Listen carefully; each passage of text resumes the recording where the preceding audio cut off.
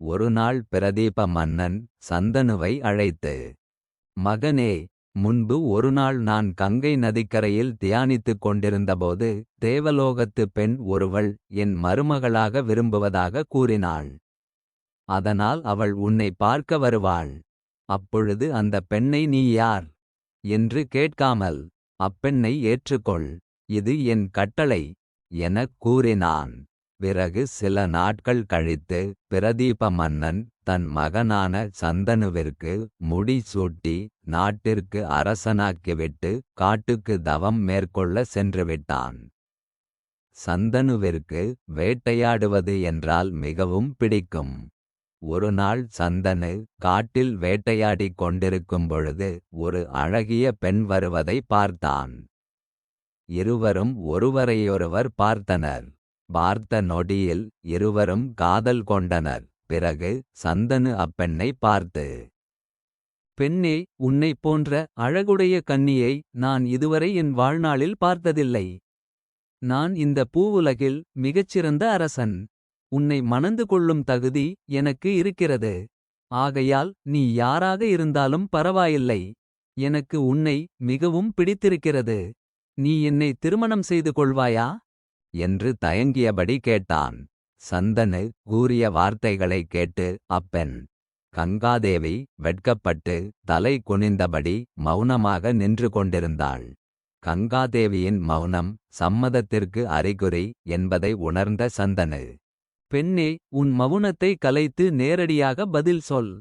மன்னா, உங்களை திருமணம் செய்து கொள்ள நான் சம்மதிக்கிறேன். ஆனால் இதற்கு சில நிபந்தனைகள் உண்டு. அதற்கு நீங்கள் கட்டுப்பட வேண்டும். என்னுடைய நிபந்தனைகளுக்கு நீங்கள் சம்மதித்தால் நம் இருவருக்குமான திருமண ஏற்பாடுகளை செய்யலாம். கங்காதேவியின் அழகில் மயங்கிய சந்தனு கங்காதேவி விதித்த நிபந்தனைகளை கேட்டான். மன்னா, என்னை தாங்கள் எதுவும் கேட்கக்கூடாது. நான் என்ன செய்தாலும் நீங்கள் என்னை எந்த கேள்வியும் கேட்கக்கூடாது. நான் உங்களின் மனம் கஷ்டப்படும்படி நடந்து கொண்டாலும் என்னிடம் எந்த கேள்வியும் கேட்கக்கூடாது. உலகமே வெறுக்கும் காரியத்தை செய்தாலும் ஏன் இப்படி செய்தாய் என்று கேள்வி கேட்கக்கூடாது.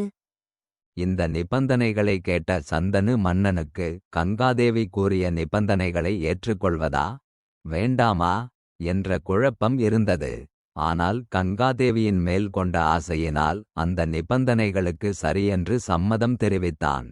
அதன் பிறகு ஒரு நன்னாளில் சந்தனுவிற்கும் கங்காதேவிக்கும் திருமணம் நடந்தது.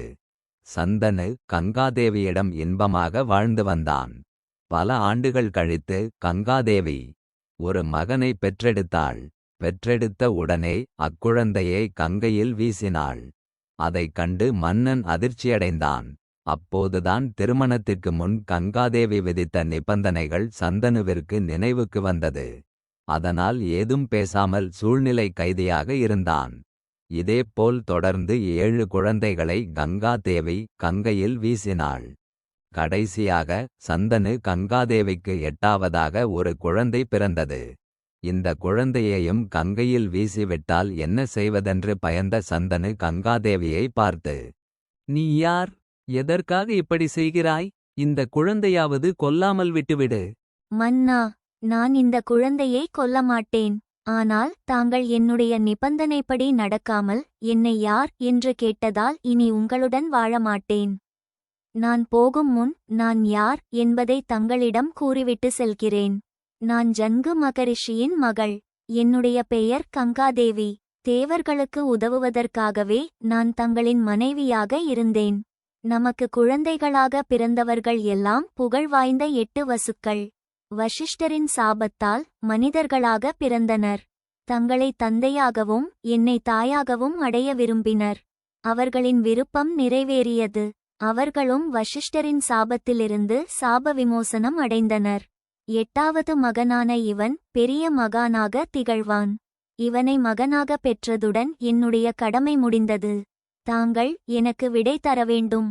ஜன்கு மகரிஷியின் மகளே, புண்ணிய புருஷர்களான வசுக்களுக்கு வசிஷ்டர் எதற்காக சாபம் கொடுத்தார்?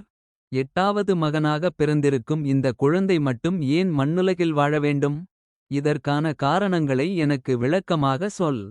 மன்னா, முனிவர்களில் சிறந்தவர் வசிஷ்டர். வசிஷ்டர் வருணனின் புதல்வர் ஆவார். வசிஷ்டர் மேருமலைச் சாரலில் தவம் செய்து கொண்டிருந்தார். அவர் நந்தினி என்ற பசு ஒன்றை வைத்திருந்தார். ஒருநாள் தேவர்களாகிய இந்த 8 வசுக்களும் அவரவர் மனைவியருடன் மேருமலைச் சாரலுக்கு வந்தனர். அப்போது பிரபாசன் என்ற வசுவின் மனைவி வசிஷ்டரிடம் இருந்த பசுவான நந்தினியைக் கண்டு அந்த பசு தனக்கு வேண்டும் என்று கேட்டாள். மனைவியின் விருப்பத்தை அறிந்த பிரபாசன், இந்த பசு வசிஷ்ட மகரிஷிக்கு சொந்தமானது. இந்த பசு தெய்வத்தன்மை வாய்ந்தது.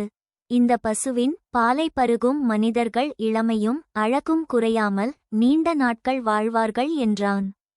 இதை கேட்ட பிரபாசனின் மனைவி தனக்கு மண்ணுலகில் ஜிதவதி என்று ஒரு தோழி இருப்பதாகவும் அவள் அழகும் இளமையும் குறையாமல் இருக்க அவளுக்கு இந்த பசுவை அன்பளிப்பாக தர விரும்புவதாக கூறினாள். மனைவியின் விருப்பத்தை நிறைவேற்ற பிரபாசன் மற்ற வசுக்களுடன் நந்தினி என்னும் காமதேனுவை கன்றுடன் பிடித்து கொண்டு வந்து தன் மனைவியிடம் கொடுத்தான். வசிஷ்டர் தன் தவத்தை முடித்துவிட்டு ஆசிரமத்திற்கு வந்தார். அப்பொழுது ஆசிரமத்தில் இருந்த பசுவும் கன்றுக்குட்டியும் களவாடப்பட்டிருப்பதைக் கண்டு மிகவும் கோபங்கொண்டார். தன் பசுக்களை களவாடிச் சென்ற வசுக்கள் மனிதராக பிறக்க வேண்டும் என சாபமிட்டார்.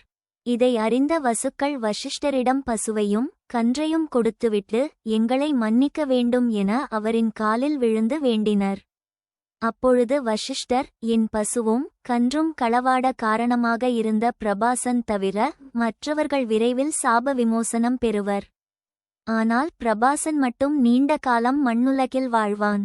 அவன் பெண் இன்பத்தை துறந்து சந்ததியின்றி வாழ்வான். அவன் அனைவருக்கும் நன்மைகள் செய்து பேரும் புகழும் பெற்று சாஸ்திரங்களில் வல்லவனாக திகழ்வான் என்று வசிஷ்டர் கூறினார்.